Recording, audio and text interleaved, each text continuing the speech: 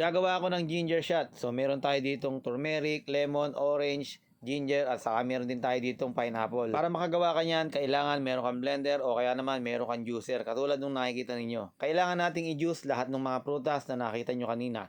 So yung mga orange, kailangan natin balatan kagaya ng lemon. Ganon din naman yung pinya, kailangan din nating balatan at baka mamaya maging makati ang kalabasan. Bukod sa mga luya, meron din tayong turmeric na kahit hindi mo nabalatan, okay lang naman. So yung luya, ganun din, hindi ko na binabalatan. Basta make sure lang na mahugasan mong mabuti, matanggal mo lang yung mga lupa-lupa at baka mamaya maisama yan sa juice mo. So kailangan mo talaga ng juicer. Kung wala ka naman juicer, yung sabi ko kanina, pwedeng blender. Kapag na-blender mo naman lahat yan, gagawin mo naman, sasalain mo para maalis mo yung mga pulp o yung mga sapal na hindi mo naman dapat isama sa paggawa mo ng juice. Kailan nga ba iniinom ang ginger shot? Ang ginger shot ay magandang iniinom bago tayo kumain 30 minutes. O di kaya naman ay pagkagising mo sa umaga, pagkatapos mo mag-toothbrush, pwede kang uminom ng isang shot. Para mas maganda at mas takal na takal mo yung ginger shot, kailangan gumamit ka ng maliliit na jar. So meron ako ditong mini mason jar na nabili ko lang din online. Ilalagay ko na lang yung link para maka-order din kayo at para legit. Kung maraming juice ang gagawin ninyo, pwede kayong umorder kahit 12 piraso. Isang beses lang naman ako umiinom nito tuwing umaga. Ang sabi kasi nila, malakas daw makapagpapayat ang ginger shot. At dahil organic naman ito, sa tingin ko ay walang masama. Ang kainaman daw nito ay nakakapag-boost din ng ating immune system. Para mas maganda at mas malamig, pwede mo ilagay sa ref. So yun lang, salamat.